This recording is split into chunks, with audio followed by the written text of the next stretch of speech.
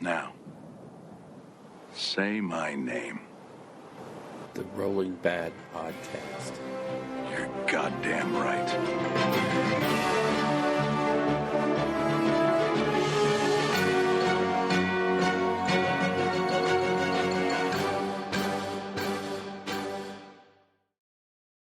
Welcome to the Rolling Bad Podcast, episode number 77, coming to you from the reasonably cold Rio Rancho, New Mexico, where we're apparently having a wall built around us right now to separate us from Colorado.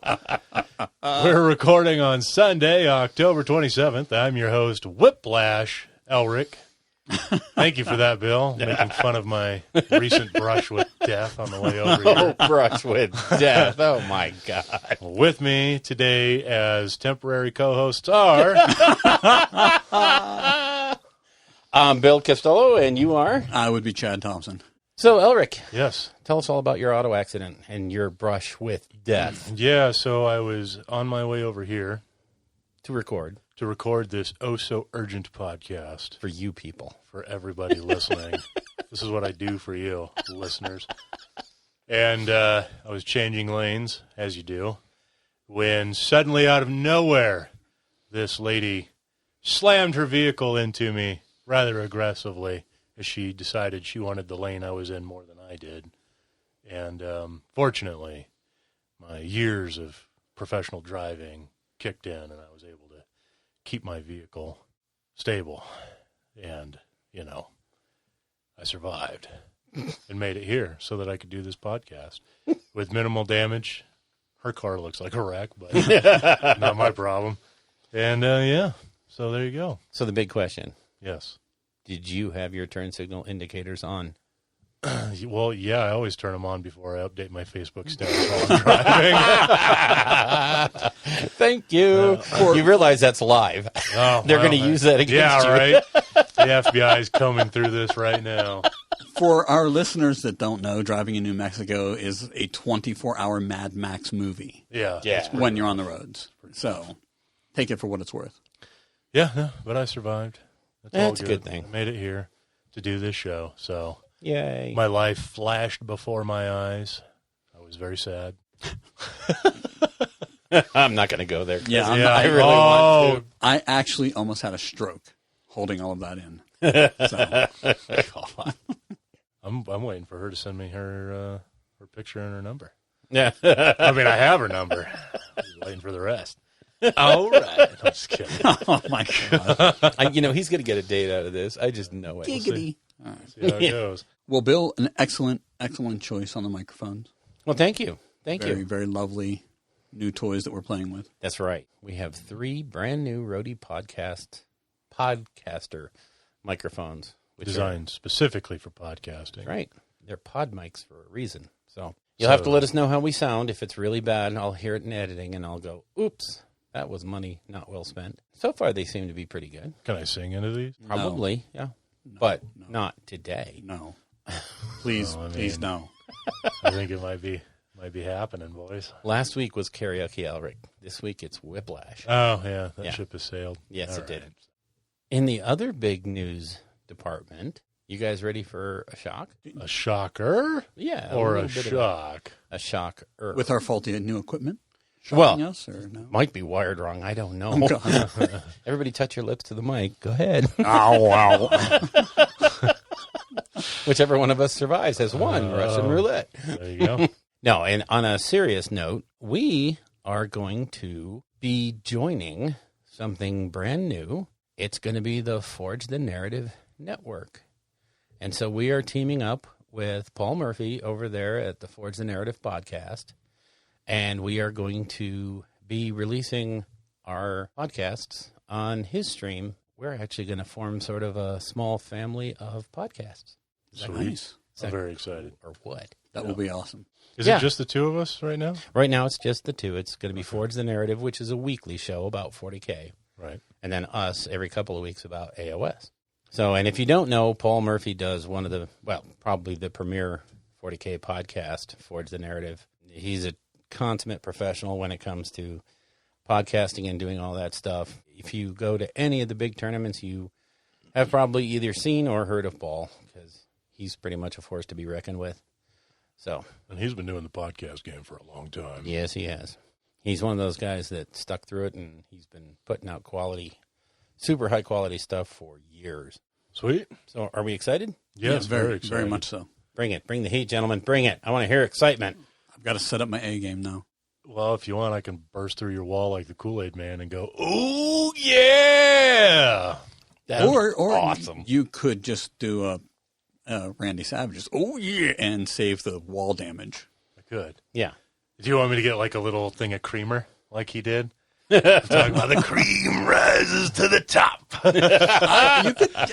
I guess you could use the creamer or get a Slim Jim and just snap into it. That's true. I Yeah. could do that. So that's one of the big reasons why. That's the reason why we really got to clean up our act and No more of our expletive-laden. maybe go back to the days of when we put together a quality show every now and then. Whoa. Could we actually do that? I don't know. The pressure is real. I know. God. Well, I've noticed since I've joined, we now have this Forge and Narrative Network. We have new microphones. It seems like my presence here has really changed. You guys for the positive. I'm very proud of you. You're so bad that we're scrambling to come up with new ways to save this sinking ship. Hey, potato. Just going to say it. It's all about perspective. Just going to say it. I can't tell you, people, how much fun it is to look forward to recording every 2 weeks. Delight. And then having to listen to this 8 or 10 times as I edit it. That's the true joy of my life. You're the one that doesn't lock his door when we come over, so. Good point. Yeah, I'm the one at fault here. I should be more aware. All right, so should we move on to the absolute bevy of new stuff? The plethora of releases? Sure. But before we do that, do you want to explain why you're doing the finger count delay thing between? So I could have a really clean break to edit it with and have a little bit of trailer on either end so that if I have to pick it up out of this show and put it in the next show, I can.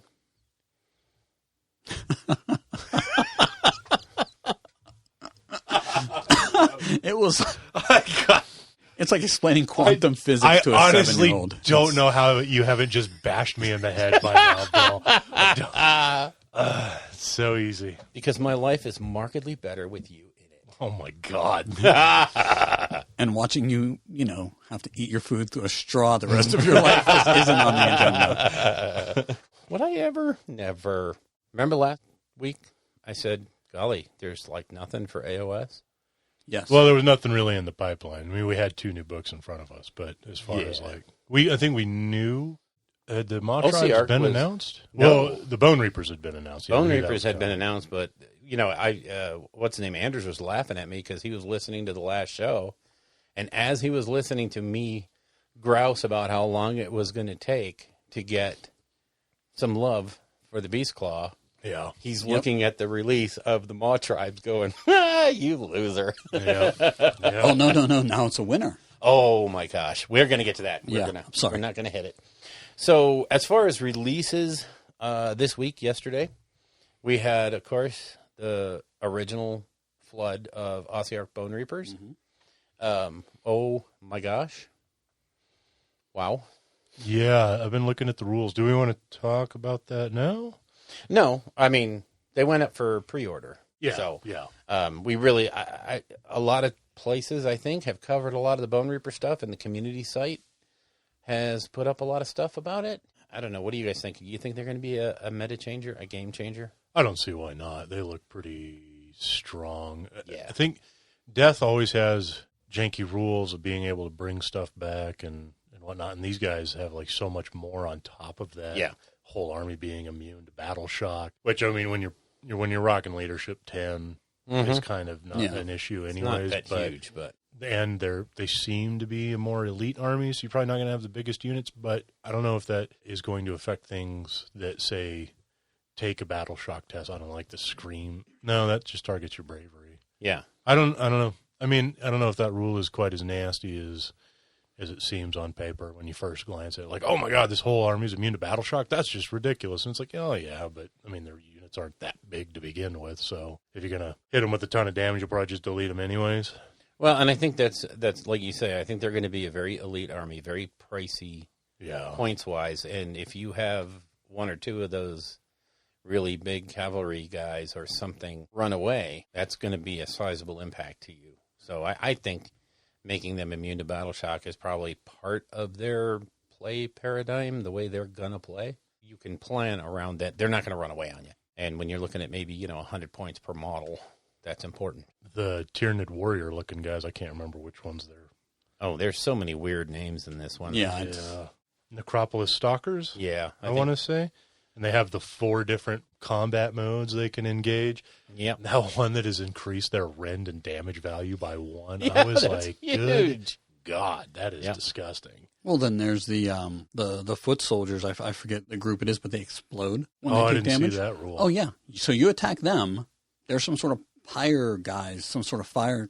I think they're from Akshi or something like that. But you attack them, and when they die, they explode and hurt you. Well, I mean, that's what plague monks do. Yeah. And that's Yeah. pretty nasty. It is. So, God. Yeah, so Yeah. you have this new army, and then if you can raise them, Yeah, you it just sounds like basically keep raising bombs. their stuff operates a little differently. I think so. But they did make it sound like you are capable of bringing either models back to an existing unit or bringing new units on somehow. But hopefully it won't be like depravity points nonsense. No, I think it's going to be more limited. It's that bone collecting thing. Yeah, the bone tithe. Yeah, which I think is a really cool mechanic as well. I mean, it's Yeah. everything about them looks like fun. What gets me about them is they have their mechanic where they don't need a lot of command points, but they also have the ability to take yours away. Yeah.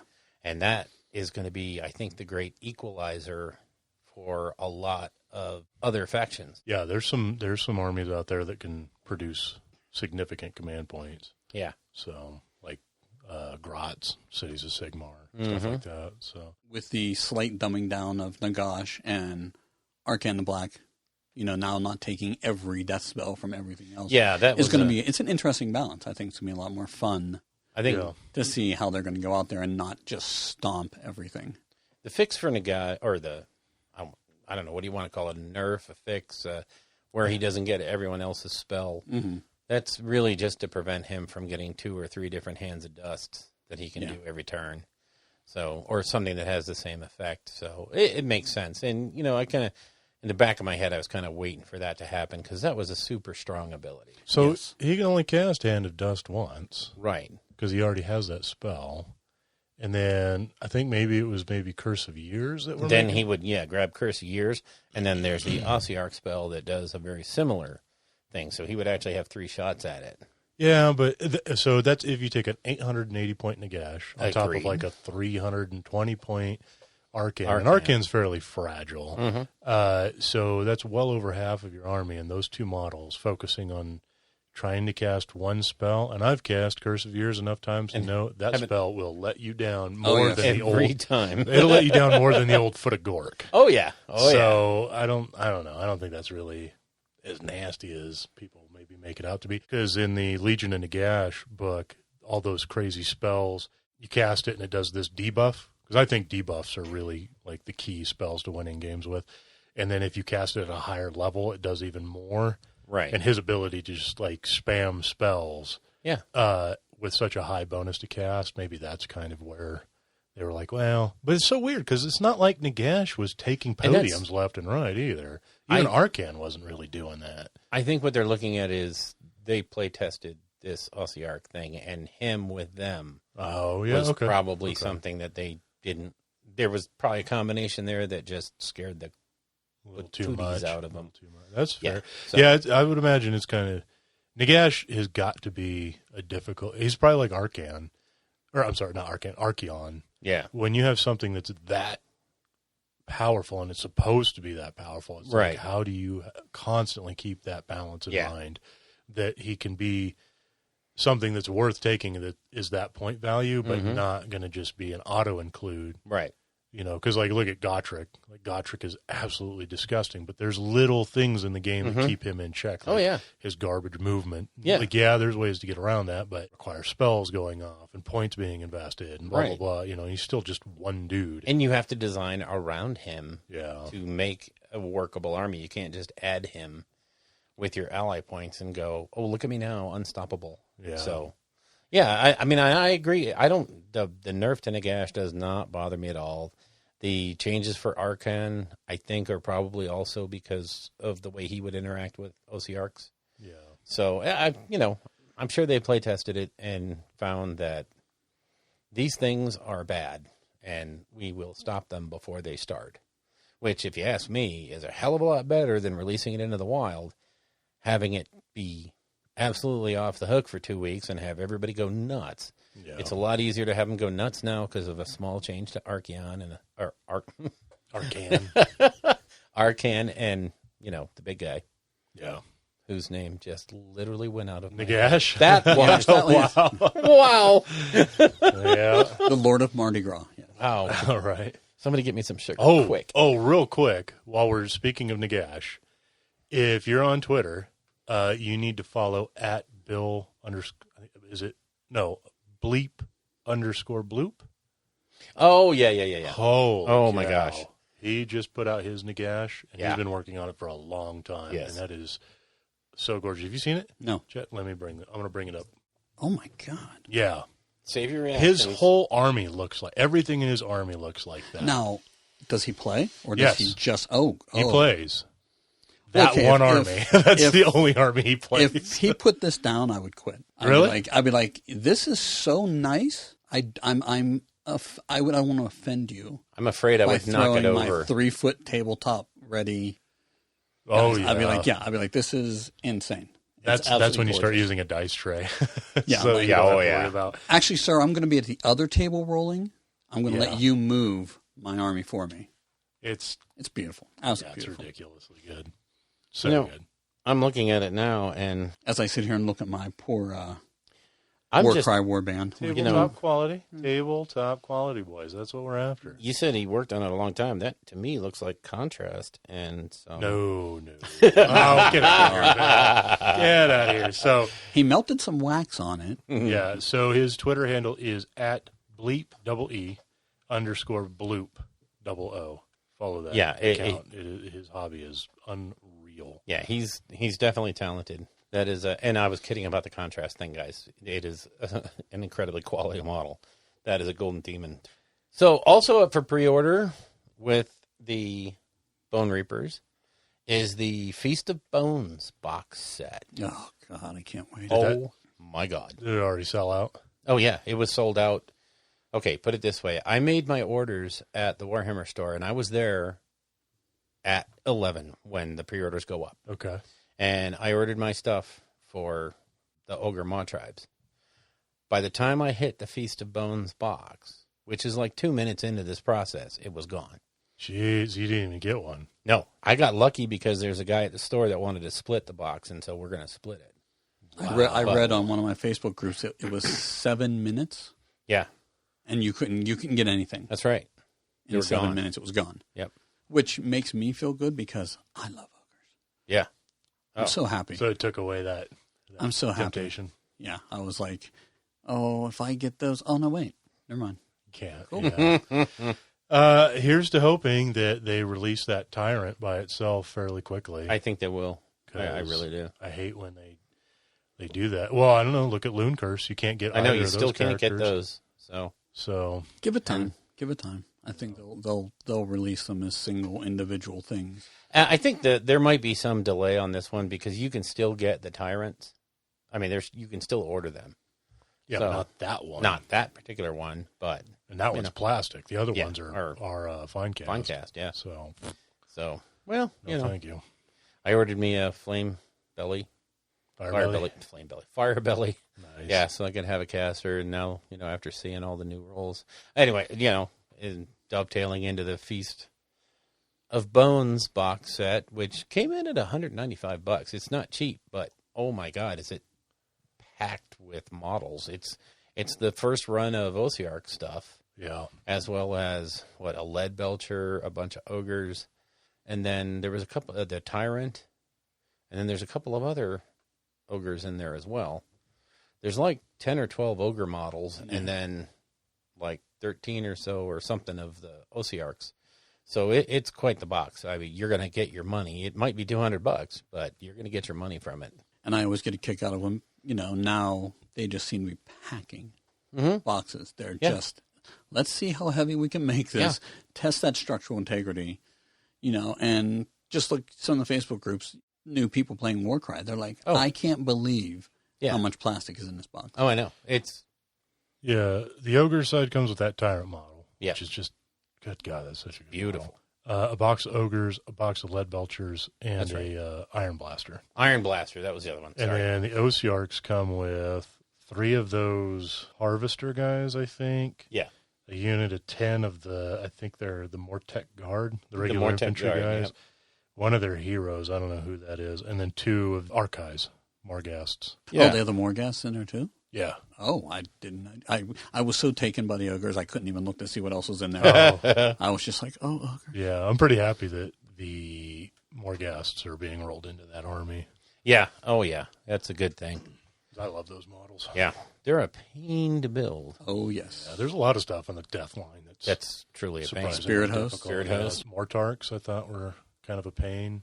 They're even worse to paint. Well, and that's it, is if you don't paint those heads, the stuff on the inside first, it becomes very difficult to paint those. You actually basically have to do all your spraying and whatever you're going to do, paint those first, and then do the outside parts. God help you if you can't mask it. I don't know. You could probably, at this point, slap a contrast color in there and then give it a quick dry brush. It'd probably look really solid. That's it. The contrasts are going to really, really flip around how you're going to paint those, I think. For me, anyway, not for, the good guys. But, Hey, whatever makes it look good on the table. That's exactly. all that matters. Exactly. Just so it's done. Yep. So, because when you get one project done, it'll motivate you to do another. To do the next one, and then the next one, and then you're naturally going to get better as you do it more and more. So that's the truth. So that's the big splash pre-orders from yesterday. Also, the part that made my heart cry on the inside is they released the next 3 sets of Middleearth strategy battle game cards. Yeah. And by the time I went to order those, they were sold out. Wow. Yeah, that really hurts me. Oh. Surprise. Surprise. I have Middle-earth stuff. Oh, nice. Yeah, so. Very nice. I don't know. I don't remember what all I have. But I have a bunch of Middle-earth stuff now. So. Great. Yeah, we got to make that happen. Oh, yeah. Okay, so yeah. I have the terrain, so. Sweet. Mm-hmm. So, yeah, the 3 sets of new cards came out, and they were gone. Now, it makes me feel happy because they sold out. It makes me feel sad because they sold out. I didn't get to them. Yeah. I literally didn't see them when I was at the store. I didn't scroll down far enough because I was so overjoyed to get the Ogre stuff. Right. But when I got home and went to click on, buy me now, it didn't say it was unavailable, but when I went to click it, it's like, sorry, this is not available. And I was like, oh, my God. Does it say temporarily unavailable? Or is I said, this item is no longer available. Wow. I know. I don't think those are, we're going to keep printing them things. I think they did a run, and so I'm going to have to end up hitting eBay. And that really hurts me. Yeah, that I don't know. I mean, that sucks because you didn't get a hold of them, but it's also kind of cool because it shows there really is still a very large following for that game. And that's why I said it made me very happy to see that they sold out in America and they sold out in New Zealand and sold out everywhere. So that's awesome. Also for Aeronautica Imperialis, which you'll hear more of later. Oh, yeah. They released the heavy bombers. Now Nick Baton, that cheating, no good. Uh-oh. Heavy metal. Golly, I work for GW, so look at me, guy. A little heavy on the sarcasm. Yeah. I guess he gets something for doing all that work. Yeah. But he already got a set, and painted them up, and oh my God. Yeah, they look awesome. Yeah, and first of all, he's, an heavy metal painter. And second of all, he's very motivated. He loves that game.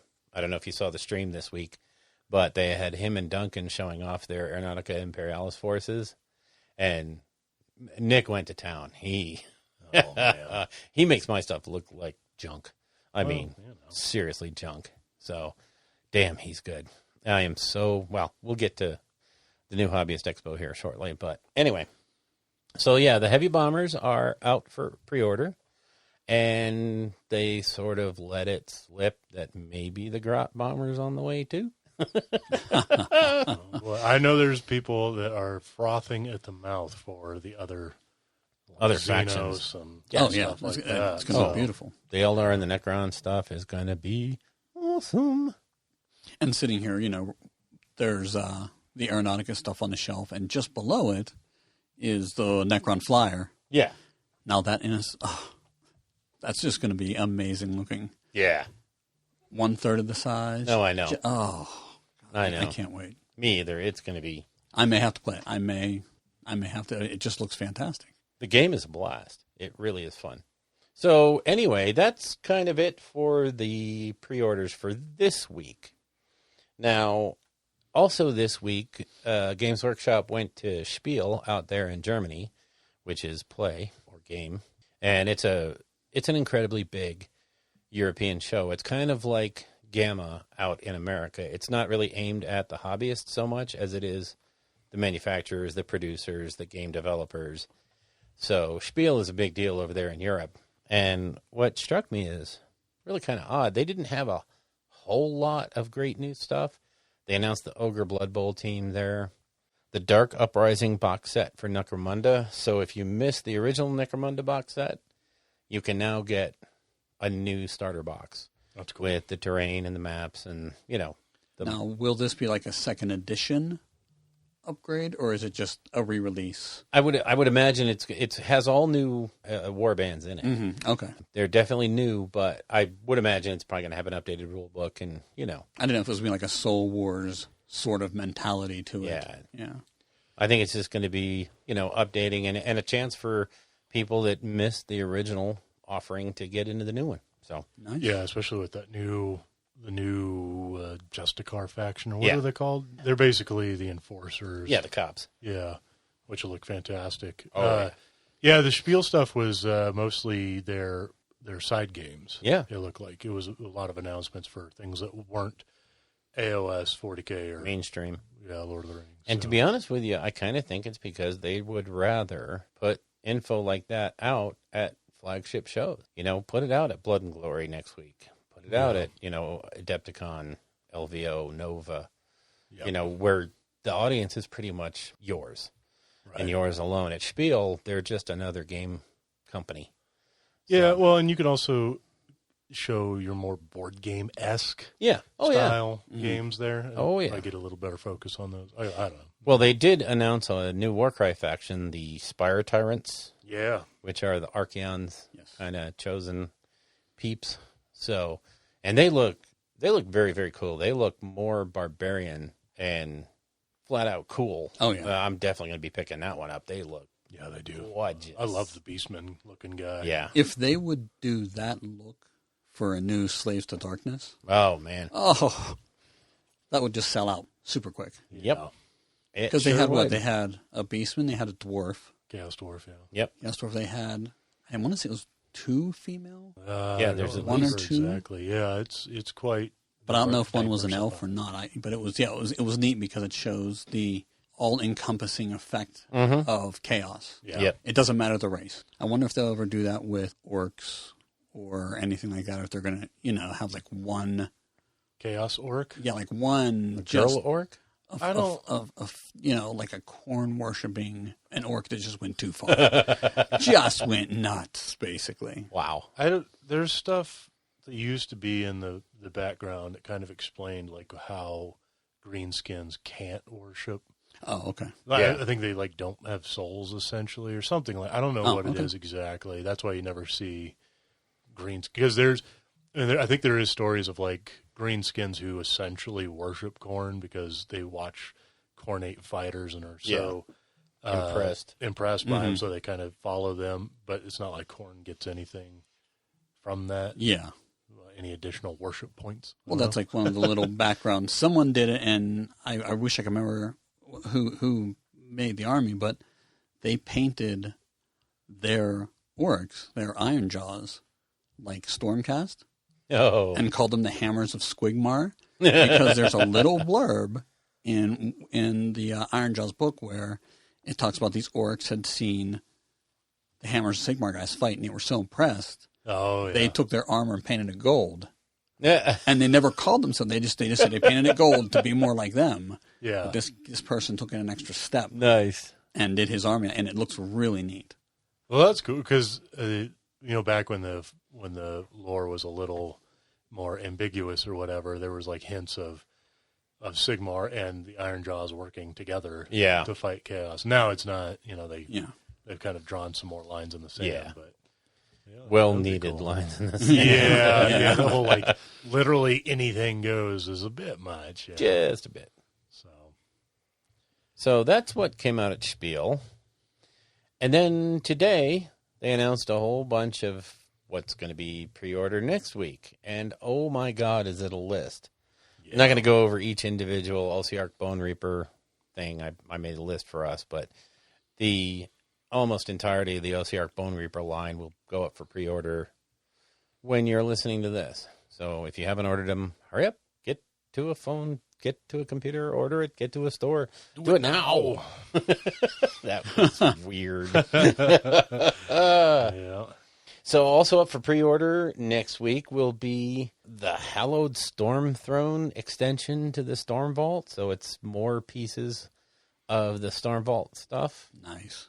Which actually just crushes my soul. Why? Because I'm still working on that one set over here. And I'm not ready for more.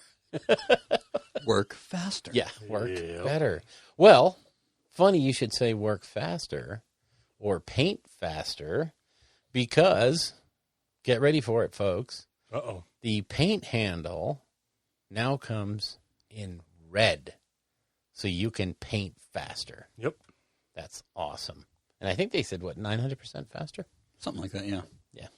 So just think about it. A project that would have taken you all night is now going to take you 15, 20 minutes.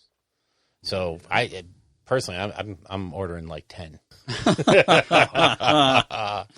And, how many times have we mocked the idea of a Citadel paint stick? And here comes the Citadel paint stick. And I got to tell you something, that thing looks cool. It looks, That is such a smart idea of how to set up a paint stick. I was just like, that is so cool. I'm embarrassed to say, I'm buying a couple. And you know what? It is the selfie stick. Yeah. Miniatures. Yeah. People laughed at it, but they sell them like hotcakes. That's right. It was such a crazy thing to see, but once you see how it works, and basically all it is a long stick with a handle that comes off so you can lay it down on your desk when you're done and let the stuff dry. But where all the models attach, they use 2 rubber bands that will cinch around the base of your models, so it doesn't care if you're on 25 millimeter bases or 40 millimeter bases. It'll hold them while you spray them, either with a rattle can or an airbrush or what have you. So that thing is just cooler than candy. Which is really funny because yesterday I was spraying some Skwiggs, and so I'm holding my arm out all the way with, rubber glove on and spraying like, man, there's got to be an easier way. Yeah. They got you, fam. Yeah, they got me. They got my back. Yeah. What can I say? They really did. Also, they announced a book. And a lot of this is holiday purchase stuff. But the book looks really cool to me. It's the White Dwarf Apocrypha. So it's a compilation of all the best articles from the history of White Dwarf. So I'm dying to see what's in that. I'm really dying to see what they chose as the most popular articles and the best articles. So I'm completely jazzed to see that one. And then everyone's favorite, going to sell out probably in seconds, the Dark Millennium playing cards. Yep. Yay. Mm-hmm. I mean, oh boy. So You're not gonna pick those up, though? Of course you are. No. Get out of here. No. Don't try to bring your purchase modesty. I bought the playing cards once.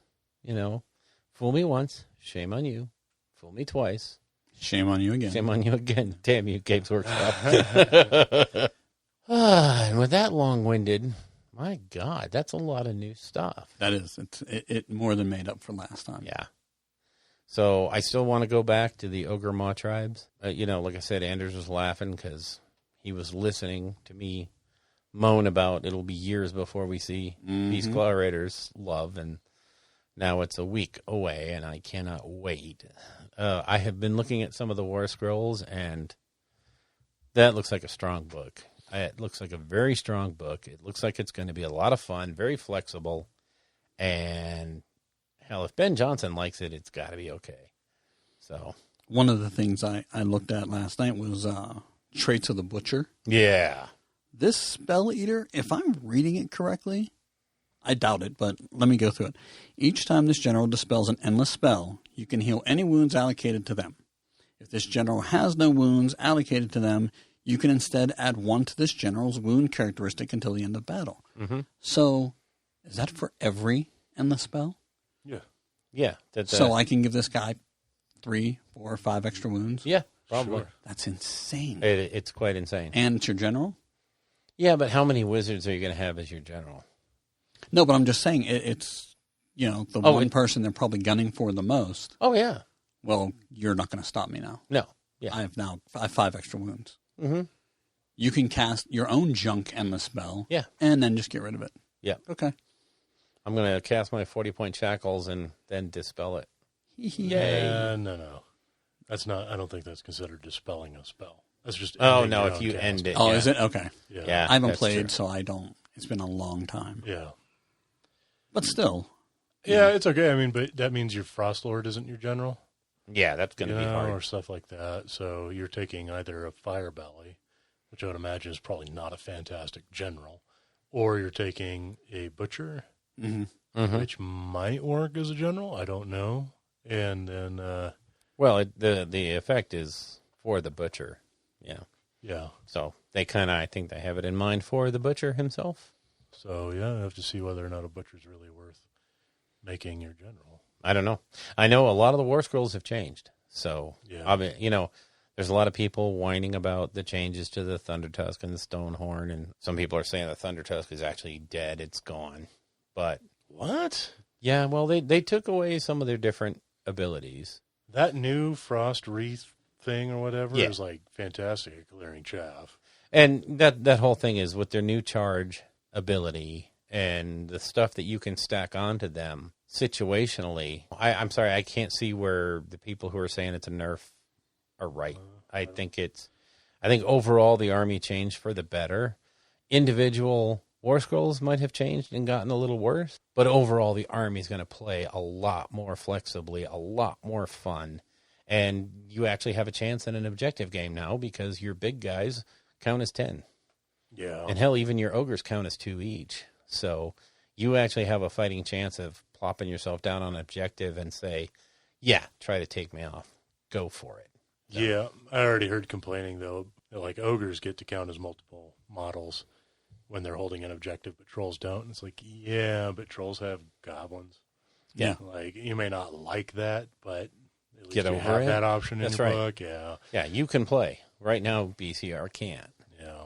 Just because you want to play all trolls Yeah. doesn't mean that they It's should a have to cater to viable that. army. Yeah. Now, I think this book is going to add a ton of flexibility to the army, and I cannot wait. I am so jazzed. I haven't been this excited in a long time, and it goes back to my point about when an army release hits you, you're all kinds of happy. Yeah. But what about those people that don't care? They're sitting there now going, Bone Reapers and Ogres, who gives a crap? When are they going to get to my army? When am I going to get into my new Stormcast? Yeah, when am I going to open a new chamber? Right? So, shall we wrap up New Dawn and take a quick break? Sounds like a plan. Yeah. Yeah, let's. So, we're going to move on to creation. Dun, Creation. dun, What have we been up to, boys, in the hobby? dun. Chad, you want to go? Because I got a lot of stuff I want to touch on. Yeah, I will just go real quick. I built and painted and finished, Yes. being the opportune word, finished my Iron Jaws warband for Warcry. That's right. So yeah, I finally completed it, and I looked and I said, you know what? I'm not going to strip these down and redo them Nice. 8 times. Nice. I'm satisfied with it. So either I've finally gotten somewhat decent at doing it, or I've given up completely Well, I, for one, am going to say I think they look phenomenal. They look great. I mean, those are absolutely 100% tabletop plus. I'm telling you right now, if you did an army of that, it would look fantastic. Yeah. Oh, yeah. I know that sounds a little daunting, and you got Skwiggs in front of you now, but definitely something to put in the back of your mind. Mm-hmm. Okay. Little seed to grow. Mm-hmm. Well, I do have I have a box of. I got the starter box of the Iron Jaws. Start collecting. The start collecting. Oh, box, so you got some pigs too. So I got some piggies sitting there. Nice. I've got the War Chanter sitting there, and I've got the box of brutes, or not brutes, Ardboys. Ardboys. Well, you got a healthy start. Yeah. Okay. Cool. So that's right there. I think it's almost 1,000 points, if not more. Geez. I don't know. I'd have to look, but yeah. I think that's what Anders said at the story. It's like, if you get this and this, there's your there's a meeting engagement right there. Yeah. So yep. Yeah. Maybe. And if you really want to up the points, just buy a mock Russia, a couple more pigs, and you're done. I mean, it wouldn't be the best 2,000 points, but it'd be 2,000 points of Iron Jaws. No, that is true. Yeah. We will see. We will see how these guys do in Warcry. Yeah. I took pictures of the models, and they will be up on Facebook later today. So before you hear this, they will be on our Facebook page. Yes, so I thank you, Bill, because my potato pictures just do not work. Well, wait till you see them first. They might be really bad. So, okay, and now I hand it to hastily you. set up. Okay, so as far as accomplishing hobby, I finished the Aeronautica Imperialis starter box. Yep. I got those knocked out, put them up on the Facebook page, put them on Twitter. So I like the way they came out. You know, Where are they? Right behind you on the shelf. So, see them? Okay. Yeah, the pictures didn't seem to do them justice. No, I don't. I was using the iPhone camera, and I usually set up with my real camera and take good quality shots with lighting. Those I just wanted to get done. And fair enough. I actually was answering Paul Murphy's thing. He was asking what everybody was up to yesterday, and I was like snapping pictures, saying this is what I'm up to, and I use those. Mm-hmm. So I'll take good pictures of them here. Sure. Yeah, definitely, because those pictures, your orc planes just look red. Yeah. And I was like, well, I've seen them, and they have more detail than that. Yeah. So. Yeah, but they are lovely. Any way you look at it. I like them. I like them, and I can get it on the table now and not have to use somebody else's set. So yay! Excellent. I primed my Schemera. I primed my my War Hydra. God, that's so painful every time you say it. And I primed my Salamander's Company Captain. Get out of here. Adrex Agatone. Right behind you, over your left shoulder. Oh, yeah. Right beside the Hydra. Right near the Hydra. So, which is an absolutely incredible looking model. Yeah. Oh, I know that Hydra is so cool. No, I meant the Salamander's one, but yeah. He is. That is one hell of a captain. Yeah. And he has got the stat line to him. Well, yeah, that whole Salamander's book is over the top. It is just high in your face. My weapon that hits automatically, I also get max shots out of it. Sweet. Oh, and when I don't hit automatically, I have just monster pluses. Salamanders are a lot of fun. And it's funny because they came out at the same time as, Iron Hands. Imperial Fists. How about Imperial Wow. Fists? Don't you ever mix those two up. Wow. Wow, was I having a... Yeah. So anyway, they came out at the same time as, Imperial Fists have been getting all the love. They've been getting all the notice. And honestly, I think if any faction is going to, or any chapter is going to get nerfed right off the bat, it's going to be Salamanders. Well, I know Iron Hands got adjusted. Yeah. I don't know enough about the game anymore, or 40K, to know how bad of a nerf or whatever it is. I know that it seems like every time Iron Hands gets a update, it's like so disgustingly powerful. They have to recorrect it. But I think some of the stratagems that the Salamanders have are not costed appropriately. I really think they need to be raised up a little bit. Some of the 1 CP abilities are very, very strong. no, wow. So, and I mean, the one that gives you auto max hits, that's 2 CP. And honestly, I don't know. When you're talking flamers, you're automatically hitting. So all you're doing is rolling to wound. You're getting a lot of pluses to roll to wounds in that army. Yeah. And when you say that, just look at that big war suit, that big, Marine in a can. He's got that heavy flamer, so no more of this 2d6. It's 12 shots. Oof. Eat this. Yeah. That's rough. So, yeah, I think they may get toned down a little bit. I think, just maybe the points of the things might go up a little bit. Yeah. So, we'll see. but anyway, that we're diverting a lot. Yeah. So, yeah, he's all primed. The AI stuff is finished. I made a lot of headway on painting up the next Storm Vault. All the runes are highlighted now. So now all I have to do is the big major dry brushing. So that's a big job. But actually, I think that's going to be the quicker, because getting the runes painted without, going all over everywhere was the biggest part of it. So as far as in creation this week, I want to talk about two things. Oh, boy. There's a new book that came out from AK Interactive, and it's called How to Work with Colors and Transitions with Acrylics. Okay. And of all the painting books for miniatures paintings that I have ever read, this one is by far heads and tails better than any other book I have ever seen. They dedicate the first few chapters to explaining a little bit about color theory and how colors work, and they begin to explain how everything you know about color is wrong. Well, if you went to a U.S. public school, everything you know about color is wrong. The color wheel is a lie. Mm-hmm. And, the color wheel is not true. It's actually false. But it's a good way of explaining colors to kids. But then they never go back and finish out why the three primary colors really aren't primary colors, and, how the whole thing is a sham. But, it's not going to affect 98% of the population, but the 2% of us that paint have to know how color really works, and how colors really mix, and how the color wheel really should work, and what it should look like. And this book, it starts going into that a little bit.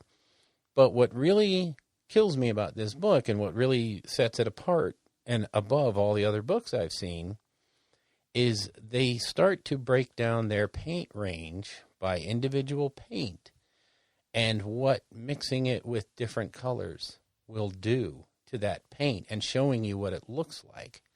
So they'll take their greens and show you what they look like when you want to tone them down, when you want to tone them up, when you want to make them more vibrant, when you want to make them less saturated. And they show you how to mix them to do that. But the key here is they don't limit it to their paint range. When they show you a paint that they're going to start working from, they show you the equivalent paint in the GW range, in the coat to arms, in all the major ranges, Vallejo, everywhere else. So if you use exclusively Reaper paints, you'll be able to use this book exactly as it's intended. Oh, wow. It's not like I have to go out and buy the AK paints in order to do these mixes. No, everything is in there, and you can follow along just by using the equivalent colors from other ranges. So I thought that was really, it was just really very illuminating, if you will. Mm-hmm. I mean, I put this book up there with books like Color and Light. Yeah. Which are, it's a treatise on color. It has nothing to do with painting. It's, if you want to learn how colors work and how colors are perceived and how they are achieved, go get Color and Light. That's the number one book. That is my number one super extra special plug. Now, where do you have to order this book from their website? I actually ordered it from Michigan Toy Soldier. I would imagine you could probably also get it. I don't know. It actually comes from, it's AK Interactive, so it's coming from Spain, okay, I believe. So it may be on Amazon. It may not, but you can go to Michigan Toy Soldier, and they have it for sale there. Okay, cool. So it's a fantastic book. It's just showing you, if you want a particular color to look a certain way, how do you achieve that specific vibrancy, that particular tone that you want? not just red and blue make green. Yay! Yeah. Well, you know what? There's hundreds of greens. So, and I was explaining to people at work the other day, I just had this thing. I was proselytizing about how the color wheel is wrong and how purple doesn't exist. It's not really a color. It's a thing your mind made up. Mm-hmm. So just because that wavelength, there's nothing in your eye there's nothing in the human eye that can process the color of purple. Because we only see like a few percent. Yeah. Like 5% of actual colors. Yeah, we have rods and cones that they will detect reds and greens and blues. And that's why we teach the color wheel that way. And it's the mixture of those which rods and cones fire that tell you what the color is. But if you look at a line on a color line, you can see how every color is made, except when you get to red and blue, which are on the far ends of the scale, if you look at what's in the middle of those, it's green. But when you see the color purple, your brain knows the green rods did not fire at all. So it knows it's not purple, or it's not green, so it invented purple. That's why it's so hard to find purple in nature. Just understand that the color wheel is a lie. That is it's a very impressive book. I think this is some of the stuff that I need to start picking up. Yeah. It's really good to flip through stuff like that and just, get a look at it. And, it's not going to, it probably will not change your painting overnight, but it gives you something to think about when you're doing stuff. Anyway, that's what I wanted to hit. The color wheel is a lie. And if you want a really good book on painting, AK Interactive, How to Work with Colors and Transitions with Acrylics. You want to hear my creation? Yeah, I do. Oh, boy. Other than a dented car. What did you create? Yeah. So, I lost a bet way back in the day of Randy Fest. We'll just call it Randy Fest since we're on the new SRMBH. Yeah. Or SRBH. Yeah. So we had a bet. Me and Randy played a game. I played Iron Jaws. He played Seraphon. And whoever lost that game had to paint an army for the winner. And I, like an idiot, took a goofy list. He took an incredibly hard list to help make up for his inadequacies as a player. Wait a minute. An incredibly hard Seraphon list? Yeah, they exist. Okay. Yeah, and I brought freaking Gordrak and another cabbage. It didn't pan out. Anyways, he beat me. So I have to paint an army for him. And he is super excited about Cities of Sigmar, as he should be, because it's a fantastic book. Oh, God, that book is good. Yeah, so I just got the army in the mail. Yay. And it's a griffin, a couple of wizards, a bunch of demigryph knights, and a bunch of great swords. Basically, I think there might be something else in there, too, but that's the gist of it. So, and I think he wants it painted in the Hammer Hall scheme, which is cute that he thinks that I'm going to paint it the way he wants. Newsflash, this just in. Yeah. I tried to warn him, in our group chat of like, you are spending hundreds of dollars on an army that you're excited to play, and you're going to send it to a guy that doesn't paint anything. Ever. In fact, the last time he painted something, you specifically ridiculed him mercilessly. He did. Oh, yeah, the skeleton. The skeleton gate. Yeah. Skeleton gate, yeah. And you somehow think you're going to get something choice back in the mail. In fact, I'm not going to send it through the mail going back. I'm going to wait to hand deliver it to him when there's as many of us there as possible, just so I can everybody can just take in his reaction when he sees his army finally painted by me. Oh, it's going to be so good. It is going to be so good. And I know he's listening to this just cursing. Cursing. What have I done? What have I done? Yeah, Randall, you brought this on yourself. You were warned. Warned many times. Many times. But it's okay. It's all right. I got you. And by multiple people.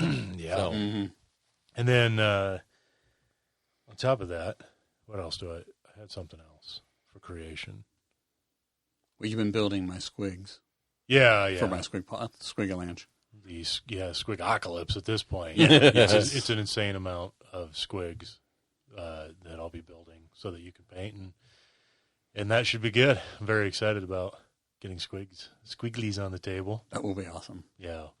Anyways, I'm kind of torn of like, should I like do hobby updates of this army? Oh, you should. As I pay, or just wait until it's all done. And that way nobody has any idea what it looks like, and I can just unveil it to everybody at once. Well, because I wouldn't mind letting other people know. I just don't want Randall to know what it looks like. radio being a medium that doesn't include a lot of visual cues, right? You could talk about, I mean, you can definitely give updates on where you're at. And, you know, you could say having a hard time with a particular paint, but not tell us that it's the Gluten house paint that's actually kicking your butt. Okay. Yeah, I opened the box yesterday, you know, to check the stuff and that Griffin, and honestly, I just got really excited. Mm-hmm. I was like, I do want to paint this model. Mm-hmm. Nice. I think it's probably the great swords that kind of have me like, ugh. I don't think I'm that great at painting infantry. They're just kind of small, man. And yeah, no, you know, I'll get it sorted. Don't worry about that. I have some pretty choice yellows and pinks picked out for it, but yeah. The Rainbow Warriors. Oh God, Randall, you're gonna love this. Oh, you know, here's what it is. Here's how I'm gonna paint this army. I'm gonna let the cat out of the bag. You ready? Are you ready for this? I'm ready. Juggalos. Oh, no, I'm gonna paint no. the whole army like juggalos, wicked clowns. Oh my God. Right? Yeah. Thanks, Randall. Anyways, so the other bit. Oh God, it's gonna be so good. God. He probably just died a little inside. Oh yeah. So yeah, my Primaris dilemma was that Imperial Fist dropped, but there's nothing about Black Templar in that book. Right. And I was like, well, crap. Do I just build these guys as fists, or do I wait? Well, dun, dun, dun, dun. Games Workshop was listening specifically to me. Nice. And in order to put my precious little head to rest, if you watch the latest Psychic Awakening video, they unveil that Black Templars are coming. That's correct. Specifically.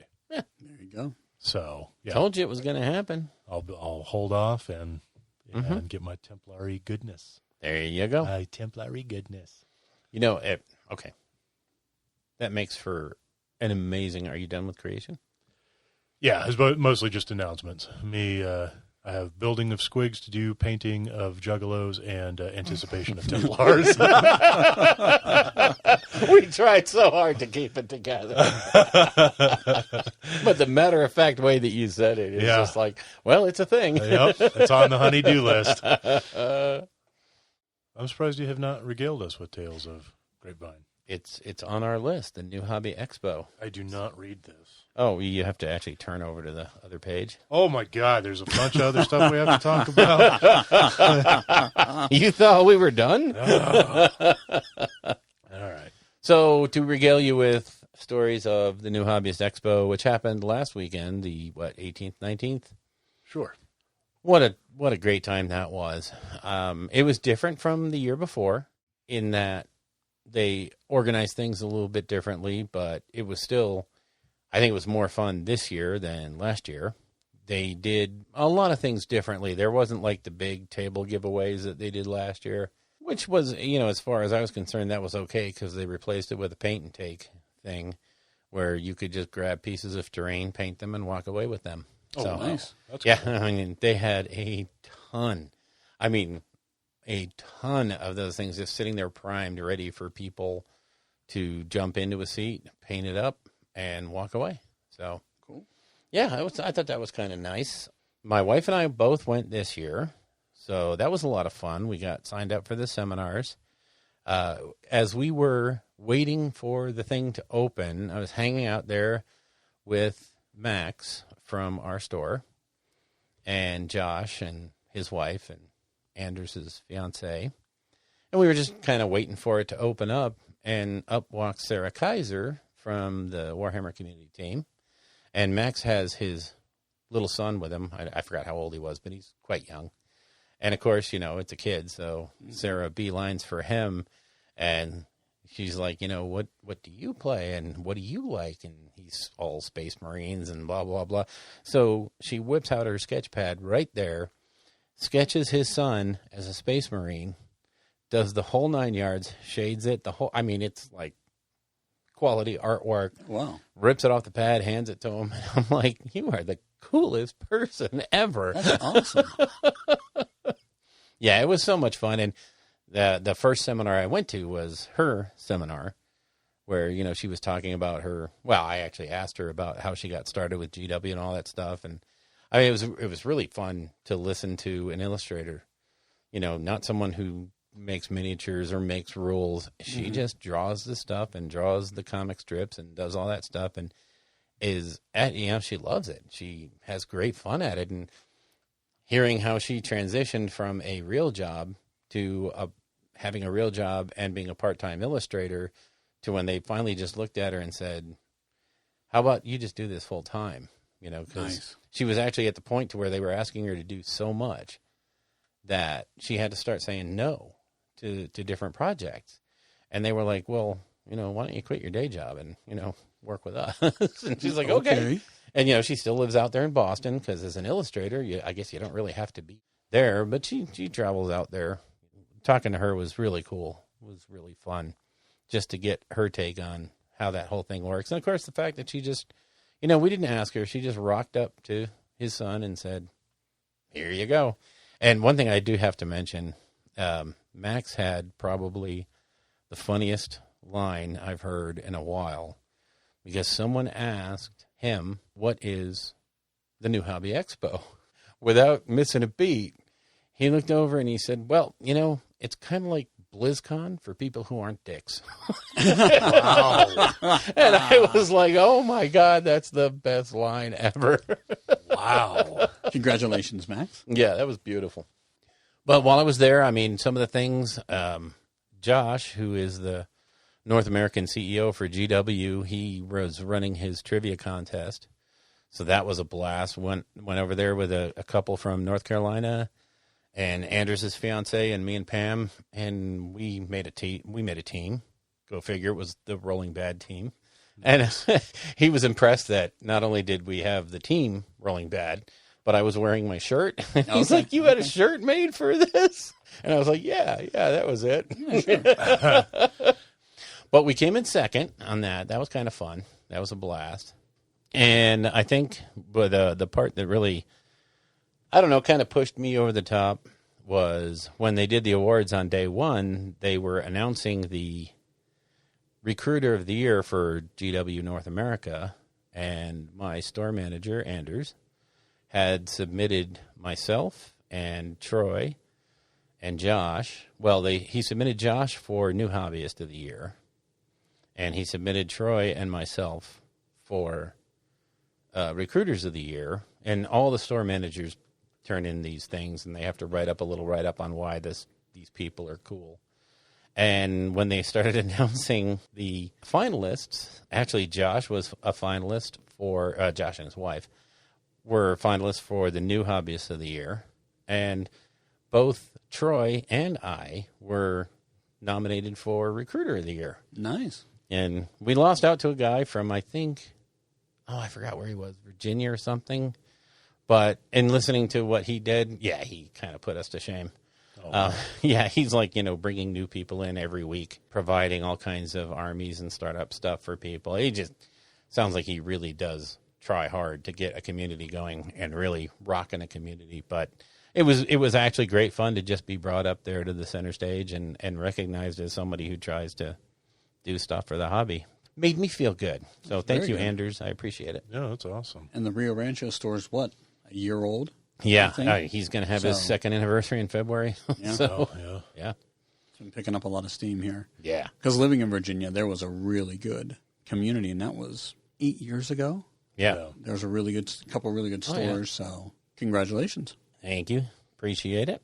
No, we went to Virginia. Oh, Virginia. We?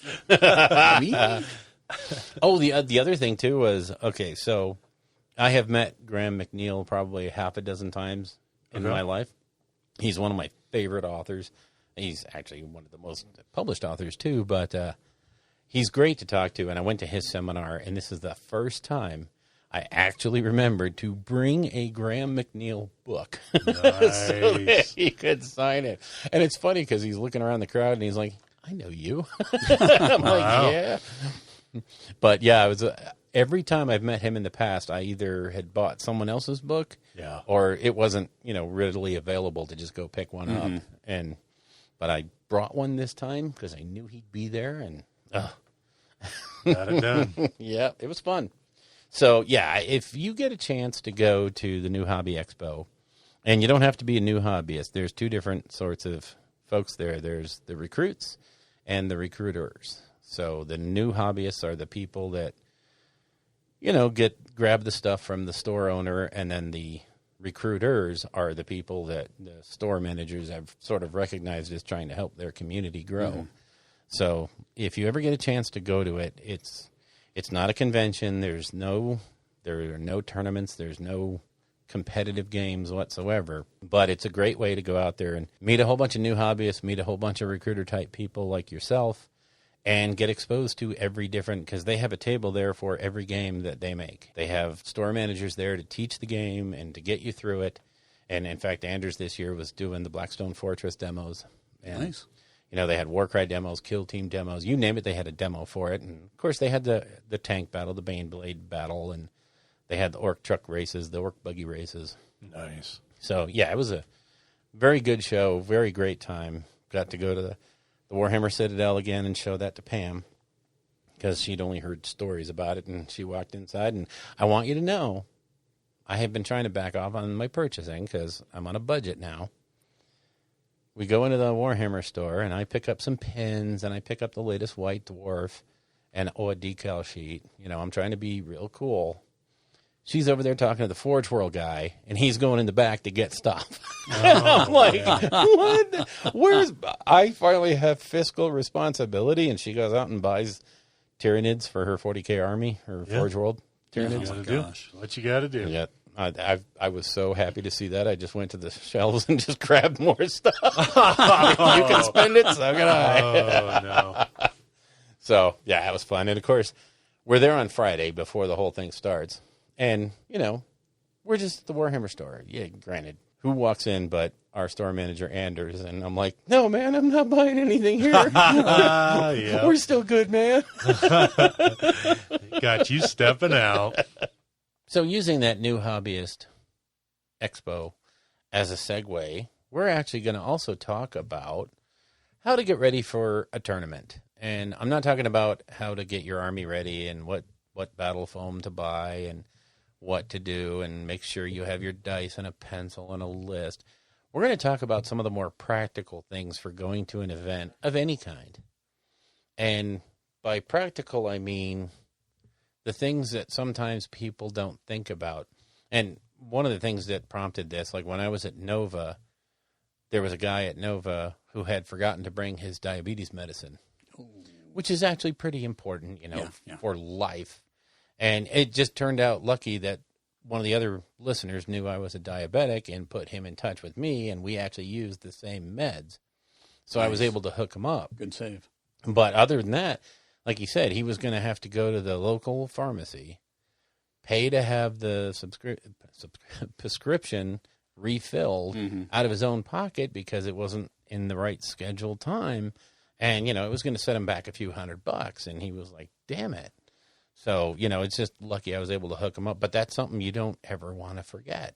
And then at the new Hobbyist Expo, we had sort of a episode with someone, and you're going to talk to this a little bit later, so I won't belabor it right now, but just little things that you need to remember, like, bring your pain reliever of choice, whether it's Aleve or aspirin or ibuprofen or whatever it is you take when you feel like crap. Make sure you have some of that on hand because chances are you're going to feel like crap at some point because, well, sometimes we drink and sometimes we drink to excess. Oh, that and you're on your feet all day. You're bending over a table all day. Mm-hmm. It's going to catch up to you. Bring some antacids, too. Oh, yeah. Oh, in a big way. Yeah, have a roll of Tums, have some, whatever it is you like. Hey, Pepto-Bismol, those are little things you don't want to forget. I wrote down good shoes. You want to? Oh yeah. Yeah. Don't break in a new pair of shoes at a convention or at a tournament, no matter how cool the new Air Jordans are. Yeah, or $10 flip-flops from Walmart. No. Yeah. Oh, Yeah. no. Not going to cut it. I mean, I've seen tournaments that are run on cement floors, and man, you don't want to have. They pretty much all are. Even like at LVO, it's basically just carpet over cement. It's a quarter-inch worth of carpet over cement. Yeah. You will feel that after 3 or 4 days. Oh, yeah.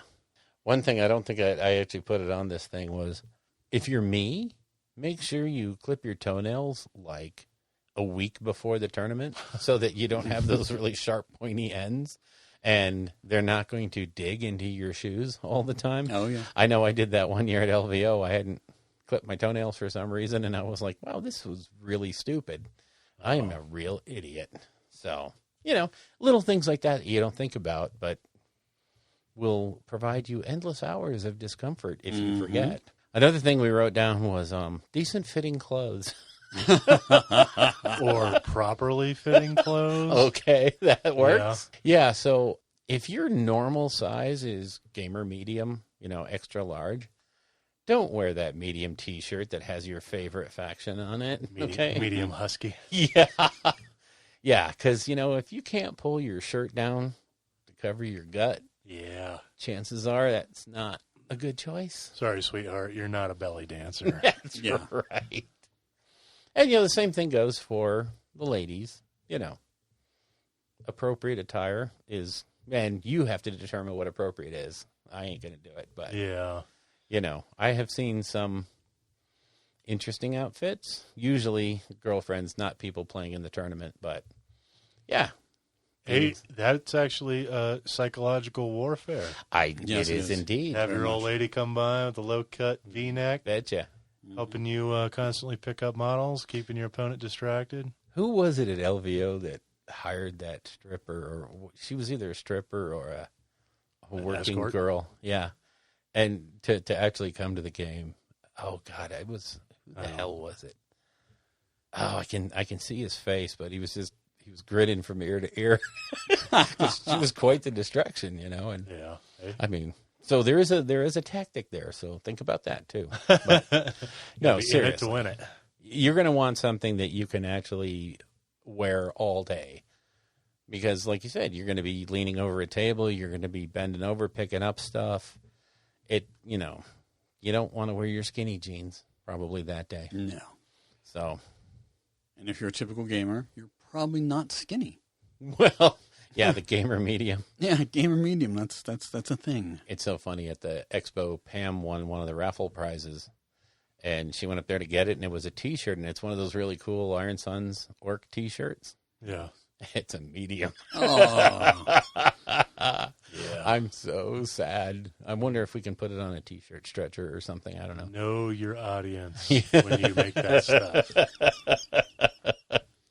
It's still cool. I'll probably frame it and put it up in here somewhere because it's a cool shirt. So something else, and I alluded to this earlier. If you have medicines that you have to take, or even that you think you might need, like especially prescriptions, make sure you have them with you. And especially if it's something that you don't need all the time, like, an EpiPen in case you get an allergic reaction or something like that, make sure you have it with you. Mm-hmm. But again, like you said, have some antacids with you. Have some pain relievers. Christ, bring hemorrhoid medicine if you're afflicted by that particular thing. So, I mean... Put it on in your room, though. Not Yeah. while Don't you're streaming on table one. Excuse me, gentlemen. But if you are at table one and you need it, make sure your opponent applies it for you. That's how you get best opponent votes right there. You got to be willing to go the extra mile. Maybe you want to have some, don't laugh, but you want to have some Bengay. You want to have something for your sore back. Oh, yeah. You want to have something to relieve that pressure and make you smell like evergreen. Here's the thing, right, is like, as you look at professional sports and things like that, eventually guys hit an age where their bodies just won't let them compete anymore, right? Due to injuries or just age, wear and tear of it. And so they retire. Yeah. Would you say that in the world of wargaming, if you can't handle 2 days of being at like a 20-degree angle over a table pushing little plastic figures, should you possibly hang up your cleats and call it a day? No. Let the younger kids take over, retire. No, not at all. No, that's silly. Why were you looking at me during that I was whole... just saying, Bill, you're really old. Oh, my God. Thank you. Thank you so much. But fortunately, you're also very short, so you don't have to lean over that far. That's a good point. And most of the games are tables are at right the height for me. So One of these days, I'm going to come in, and he's going to be like, all right, you ready to record? And he's just going to hit me over the head with a hammer. It's going to happen one of these days. no, probably not. But on that note, I think you wanted to mention something, Chad. Yes, you had mentioned the Bengay smell. Oh, yeah. So, speaking of smells, Yeah. we all know gamer funk. Yeah. Everyone listening knows it. You probably know someone who has it. What's that? Gamer funk is, for those that don't know, is when you've been gaming for a few hours and you go back to your room and you don't shower and you get up the next day with the same clothes that have been absorbing sweat and anything else, and you wrap up that day and you come down for day 3, and you get the idea. Yeah. Marinating. Okay, hygiene. Marinating. Hygiene is going to be your watchword. Yeah. Deodorant, soap, shampoo. For the love of God, brush your teeth. What if your opponent's name isn't Gene? Why would you be hygiene? This is why Are you serious? Are you freaking serious, we Bill? don't talk to Bill outside of recording for a reason. Holy crap. Wow. So I'm going to give you 2 strikes on that one. I swear to God, that is wow. That excuse was me. punny. So hygiene. Hygiene. Hi, how you doing? Oh, All my right, God. I'm done. Thanks, and that's our show. You can reach me on Twitter at I don't care anymore. I'm done. Oh my God. I'm sorry, Chad. Go ahead.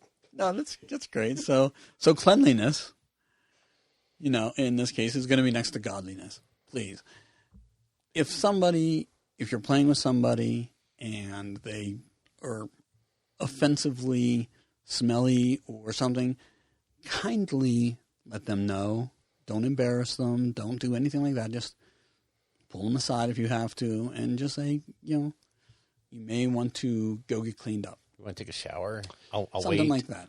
So this is something that always comes up. It's been a thing forever. Oh, yeah. Yeah. Ever since nerds have gotten together in groups of larger than one, this has been an issue.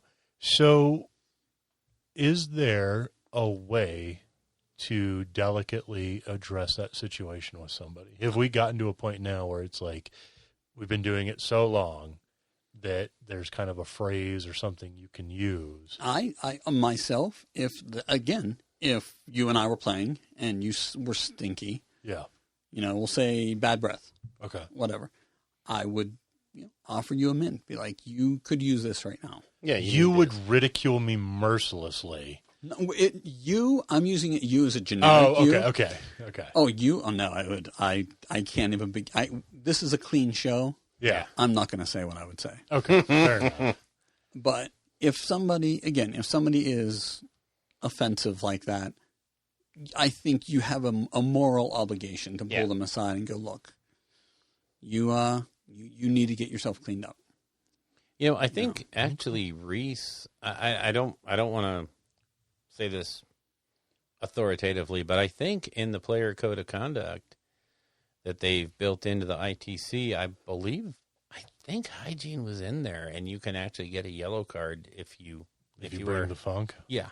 Wow. If you are possessing of an interesting odor. But on the other side of that, coin is don't go coming in with 3 gallons of cologne. Yeah. Or you just emptied half a can of Axe body spray on yourself. Because that's what? equally as bad. Wait a minute. That's what I do. I know. We're trying to break your Axe habit. I understand. This is kind of transitioning into an intervention. Oh, So we should okay. let you know something, Bill. Yeah. Elric, lock the door. Were you trying to say something? We love you, Bill, but good God. Dear God. But yeah, so don't douse yourself in patchouli. Don't do anything like that. Just standard issue cleanliness. Yeah. That's it. Yep. Yeah. Okay, I'm now off of my soapbox. Thank you. Well, that's cool. It was a good. I mean, it's funny because every time we talk about tournament prep, we always seem to come to that, and yet always have a story about the last tournament we were at. Yeah. Where there was someone that he was either asked to leave or you couldn't actually be around because of that. Mm-hmm. It's strange in this day and age that would be a thing. Now, I mean, if this was the 1400s, I'd be, cool with it because we all smelled like that. But Yeah, I don't think they had this good of plastic models in the 1400s, though. no, they were still using metal models back then. Yeah. Very old sculpting, green stuff and mud. So something else you might want to think about bringing in, and this is something that always kills me at hotels, Las Vegas Open, for sure Nova, Adepticon. A lot of them have rules about what you can bring onto the convention floor because they have concession sales. That doesn't stop you from bringing a cooler up to your room or wherever you're staying with your drink of choice. Because, like at LVO, you can't bring outside food and drink into the gaming area. They have an agreement. It's part of the deal. That's how the hotel is making back their money on some of this stuff. But it doesn't stop. I mean, if you like Monster Energy drinks, you do not want to be buying them at the hotel store. Oh, God. Where they're like $6 a piece when you can spend that for a 4-pack. So... and it just same thing with sodas. You can buy a 24-pack for what they will charge you for 2. So, make sure, bring a cooler with the stuff that you want to drink. And maybe, you can't bring it onto the floor or maybe you have to smuggle it. I mean, No. Put it in your, No. yeah. We're not going to the movies. Okay. You'll find ways. But, think about little things like that because I know with these, where you're a captive audience at some of these shows and where they have the concession, you're going to pay through the nose for the simplest things, and you don't want to be buying you don't want to buy aspirin at one of these shows because the little packs of 2 are $10. When you can spend that on a box of 30 or a bottle of 30. Mm-hmm.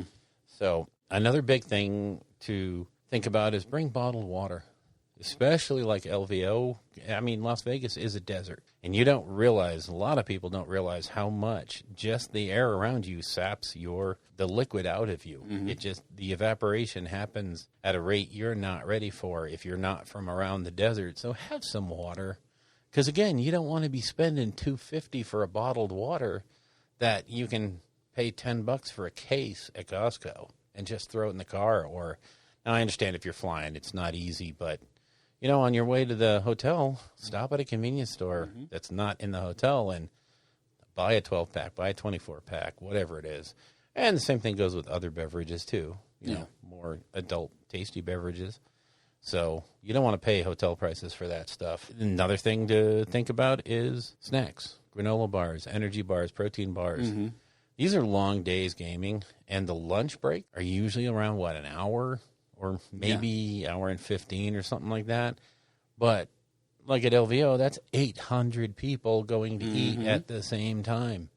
Everything within a small radius is going to be packed. So, if you don't want to deal with that stuff, throw a couple of protein bars in your bag. Throw some granola bars, whatever it is, floats your boat. I think Paul Murphy said once that he packed those, high-energy protein bars. Yeah. Just to get through an average full day of gaming. And it makes perfect sense. Do stuff like that. Because the last thing you want to do is get hangry in the middle of game 3. And, at this point now, the beer you're drinking is going straight to your head. And you're making dumb decisions and losing tournaments because you didn't have Snickers bar. Yeah. And we all see what happens when you don't have a Snickers bar. So what else you guys got? What else should we bring to tournaments that we always forget but should never forget? I can't really think of anything. Like I said, my big thing is just the hygiene issue. Oh, yeah. But I don't know. I always bring extra clothes. Mm-hmm. You just never know what's going to happen. That's a good, that is something to think about because we usually game all day. And sometimes at night we want to go out and be cool, not be You know, it's one thing to look like a nerd when you're around 700 other nerds. Yeah. But if you're going downtown to have a few drinks and maybe, you know, maybe impress some of the local ladies or men, maybe have something else to wear. Yeah. You know, that's a good thought. Good, Elric. Good. And guess what? Most hotel rooms have an iron What? for free. Utilize it. No way. Utilize the iron and the hot water, and your day will drastically improve for everybody. And, Oh. You'll look good. You'll smell good. And gosh darn it, people will like you. Well, let's not get too crazy here. so with that, I think, are we wrapped up? I think so. I have nothing else. Right. So in a couple of weeks, you will probably hear me just going crazy about how cool my Beast Claw are and have always been cool and have never been bad because they were always good. And Yeah, hopefully I'm hoping to have some gaming content. nice. Maybe, depending on how that comes together. Unfortunately, this show won't come out in time to help me with that. No. So, Well, it's 2 weeks from now, right? yeah, but Elric needs a date for Colorado Clan Carnage. yeah, It's in Denver. I need a team. So Yeah, the one-man wolf pack just isn't flying for him now. I am not going to play 3 games of Age of Sigmar simultaneously like they're chess. Why not? That'd be fun. Because it turns out I don't know what I'm doing anymore. No. So once upon a time, I might have been able to do that, but not anymore. So, yeah, hopefully we can figure something out. I want to go up there. I'm probably going to go up anyways just to hang out with the Colorado boys. I miss them. I miss Randy's musk. Yeah. So, God. Speaking of, no. No. and I kind of want to keep trolling him with the Juggalo thing. Of so, course, yeah. Yeah. Wicked Clown. Yep. But that's true, Colorado Clan Carnage, which of all the shows that we should have been hyping, but honestly, I didn't know it was coming up this quick, and no one reminded me. And I actually have to work that weekend, so I will not be at Colorado Clan Carnage. And I'm kind of sad because I have my Night Haunt ready to go. Yep. And I'd be able to bring my Beast Claw out of retirement. Blow the dust and cobwebs off of them. Yep. So I am sad. Right. And on that note, Bye. Toodles. good night, Ned. If you would like to get in touch with us, you can reach us on our Facebook page, www.facebook.com/rollingbadpodcast, all one word. Our Patreon page is at www.patreon.com/rollingbadpodcast, again, all one word. The Twitter account for the show is at rolling_bad, and our individual Twitter accounts are, for me, at Bill Castello, Castello, and for Ryan, he is at RT Gamer. All of our guests on the show will have their contact information in the show notes, and any products that we mention will also be similarly placed in the show notes. The music for the show is used courtesy of Kevin MacLeod at Incompetech.com and used under the Creative Commons license. Oh, Bill. I'm going to make a tremendous amount of noise for Bill to edit out of the show. Well, that you talked over, so now I can't take it out of the show. We could just get rid of the host. It's just Done. just saying. I'll just talk louder. That was me muting Elric. Okay. This is the natural pause where we look stuff up on the Twitters. Look at that. Oh, Bill. So what do we want to do, boys? Where are we going? To creation? Yeah, we were going to move into creation. Okay. Jesus Christ. If you use that in whatever. Language. Stormcaster, cool. Stormcaster, cool. Oh, I thought you were counting up to when I would hit that button. Sorry. But Matt's loving it, so. Yeah, is he? Mm-hmm. Oh, Bill. I'm just okay, Ulrich. Elric is vomiting right now. Sorry, Oh, folks. microphones didn't pick that up. I'm Apologize. sorry. Jesus. Wow. I got kind of worried right there. I didn't know a burp could come out of every orifice at once.